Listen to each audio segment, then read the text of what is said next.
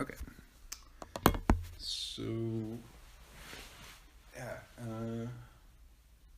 Let's start with how is it working with these young actors, especially the ones who don't have any training and they're actually CBS students, but and they have quite big aspirations. So, what is it like working with them compared to other professionals?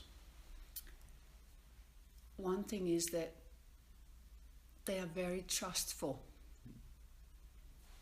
They try to be very open mentally to understand the play, the role they are playing.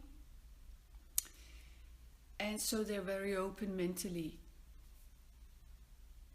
The challenge is that they are not used to coming with an idea of how to act. So they're not going to surprise the director. They're not going to give him resistance or, challenge him. They are more expecting him to tell them what to do. So I think their learning is a lot about keeping that trust and that open-mindedness, and then also figure out what would I like to be acting, how would I like to express myself in this scene, because then they have a great opportunity actually to try and express something that, well, they didn't know they had, so to say. Mm-hmm. And do you think that, how do you think that translates to their success maybe in business endeavors, if they maybe don't end up in a career in acting, or they end up maybe in a different role in the theater, in the cultural industry? How do you think this will translate to that? How will it help them with other tasks? I'm sure they're all going to be working within the industry that they're training in here at CBS. Mm-hmm. I don't see them, and I haven't picked up on any of the students wanting to go into the cultural industry. But of course, they have some skills from the business world they can use in the cultural industry. And of course, understanding more of what it's like to be on stage will give them a huge advantage trying to communicate with other artists. Mm-hmm. They might be able to help out an institution or even just a project or a single artist, mm-hmm. To expand or maybe develop ideas, whatever, And I think that's cool. I must say, I'm really surprised about their amount of talent. Mm-hmm. And I'm also surprised, and you asked me before about compared to other professionals in mm-hmm. in our industry, this open-mindedness is not something that is very common. I mean, they are very humble mm-hmm. and very open-minded, and mm-hmm. I think this is a quality that we all wish we had more of in the cultural industry. Yeah. They are being really humble. Okay. And applying to me, they're very respectful about me. Mm-hmm. They're very much interested in listening to what I'm saying. They come and ask for advice, and they're curious. Mm-hmm. And those are really very strong qualities, because it makes it a lot more interesting to be together. Mm-hmm. They're not trying to do something that they're not. They're not trying to pretend, because they don't know how to do that in this business, mm-hmm. In the cultural or in the staging. Yeah. Yeah. And how, this is a little bit different sidetrack, but how did you end up getting involved with this project? Yeah. Well, it's always networking, isn't it? Mm-hmm. I have a colleague, she was working with Marley, and I don't know where she knew him from. Mm-hmm, mm-hmm. But I worked together with her at Kronborg Castle last year, and mm-hmm. She had to drop out of the project, and fortunately she thought of me, because mm-hmm. we've been playing the same play at Kronborg. Okay. So she knows me, and mm-hmm, mm-hmm. yeah. Okay. As every project, yeah? Yeah. Okay. And you asked me if I was a mentor. Yes. I have this question in my mind, and it was not a part of the agreement. I was asked, can you do this part? Can you play the part as the Queen Clytemnestra, the mother of Electra, who is actually being threatened to lose her life after she killed her husband herself, and well, she also lost a son, and it's a very heavy story. I was not told about anything or asked that there could be some other things going on. I never even thought about it until we went along, and of course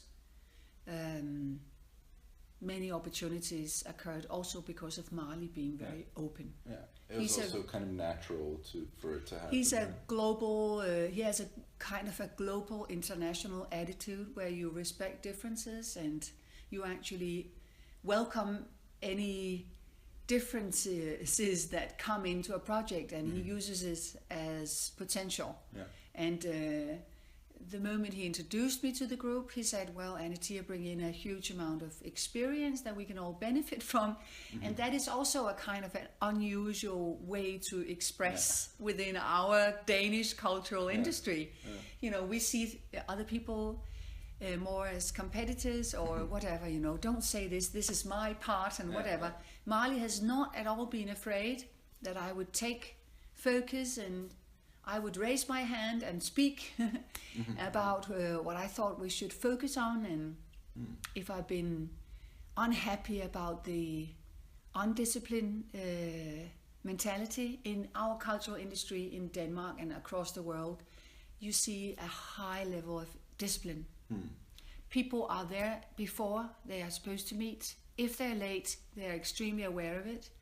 When they enter a room, they're silent. They don't bring in food and snacks and iPhones and computers and all of that.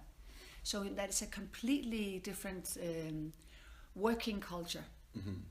You have to be extremely aware of how you behave and listen carefully, and this is not what goes on between the students at CBS, obviously. So I think this is a fair mix. But the bottom line, of course, is that Marley is being very inviting, and that has created the space for me to be like a mentor. People saw that those things coming from me would benefit the greater good of all. I'm concerned about the whole project. I want this to be good, and I'll do my best to give advice in a gentle and respectful manner, and that appealed to the young people. And what kind of advice have you given them so far? How to be present on stage, how to kind of use the gestures in a more natural way, and actually encourage them to be behaving as if they are themselves. I know there is no such thing as ourselves. It's always in a context, isn't it? But, you know, they should be responding to me as the queen as they would if they were in a situation meeting a queen. Like you would meet me, and I would give you my hand, and you would take it, and you will kiss it, and you will bow. Even though you don't have to play a role to do that. You can just do that naturally. I mean, we don't meet queens around every day, and of course this has been a challenge, but still, behave naturally. Okay.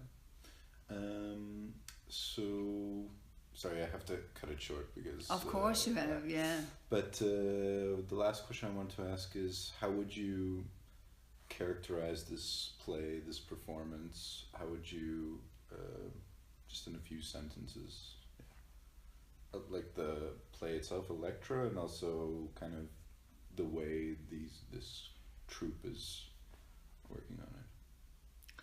It's an ancient play with very powerful messages, and they are being delivered in a modern context by young people who are also searching for that truth that is in the play. So it's like we are working with this ancient wisdom one can say, of course, a very tragic story. So it is really a play about trying to comprehend and understand and reveal this story in a modern way. Mm-hmm. Okay, cool. That was a really nice answer. Oh, thank you. I like that kind of work. You noticed? Yeah. Yeah, cool.